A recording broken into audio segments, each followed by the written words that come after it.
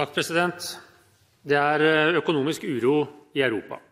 Mange opplever en økende usikkerhet for arbeid, for hus og for hjem. Derfor det viktig at vi her har et statsbudsjett i Norge som legger grunnlaget for å dempe denne usikkerheten. Og derfor har Høyre lagt fram et alternativt budsjett som i større grad enn regjeringens skaper trygghet gjennom kunnskap og konkurransekraft. Og derfor også justispolitikken viktig. Og ikke minst, derfor Høyre bekymret for at politidekningen har gått ned i 21 av 27 politidistrikter under denne regjeringen, og at vi nå ser tegn til at soningskøene vokser.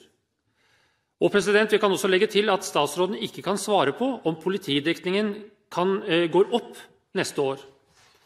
Kan for så vidt også konstatere at statsråden heller ikke kan trekke den ideologiske skillelinjen mellom hva som forskjellen på at man bruker private firmaer til å dissekere datamaskiner og mobiltelefoner, mens man ikke tillater at man kan bruke private, delvis privateide DNA-laboratorier for å foreta DNA-analyser.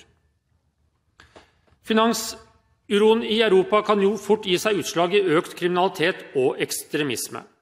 Og med dagens åpne grenser så må vi være forberedt på at dette også kan nå hit til oss raskere og i sterkere grad enn tidligere. I dette perspektivet Høyre fornøyd med at Stortinget står samlet bak stortingsmelding nummer 7, kampen mot organisert kriminalitet.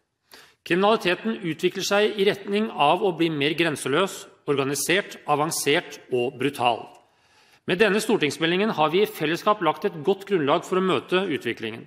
Men vi må ikke tro at vi dermed i mål. Dette et kontinuerlig og skiftende landskap. Derfor har Høyre foreslått å styrke politiets driftsbudsjett med 400 millioner kroner. Herav styrke innsatsen mot organisert kriminalitet med 10 millioner kroner. Dette fra vår side en del av styrkningen av samarbeidsorganet, som har som hovedoppgave å koordinere politiets innsats på dette viktige området. Tilbakemeldinger fra politiet understreker den viktige rollen dette organet har for en helhetlig bekjempelse av organisert kriminalitet. Et annet område innen grenseløs kriminalitet den økende trusselen fra cyberkriminalitet og cyberangrep. Denne type digitale trusler berører både enkeltpersoner, næringsliv, organisasjoner og nasjonalstater. Etter Høyres mening må det legges til rette for å forsterke innsatsen innen forebygging, oppdagelse og hendelseshåndtering, informasjonsdeling, etterretning og etterforskning av hendelser på dette området. I tillegg vil Høyre peke på den økende betydningen av sikring av kritisk infrastruktur. Disse medlemmer forutsetter en sterkere satsing fra regjeringen for å bekjempe de stadig nye truslene fra denne kriminaliteten. Jeg vil også ta opp et annet tema som Høyre legger stor vekt på i vår politikk for å forebygge kriminalitet. De frivillige organisasjonene gjør en svært samfunnsnyttig innsats i kriminalomsorgen med sitt arbeid for å hindre ny kriminalitet og redusere omfanget av utført kriminalitet av tidligere straffedømte. Frivillige organisasjoner utgjør et svært viktig supplement til arbeidet som gjøres av staten og kommunene med tilbakeføring av tidligere kriminelle til et liv uten kriminalitet. Høyre vil derfor øke bevilgningene til dette arbeidet med 5 millioner kroner.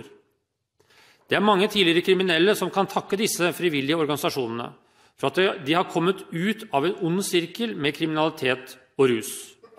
Det Høyres håp at ideologisk allergi mot private løsninger ikke skal hindre disse frivillige organisasjonenes viktige bidrag til å få sårbare enkeltmennesker på fot igjen etter endt soning.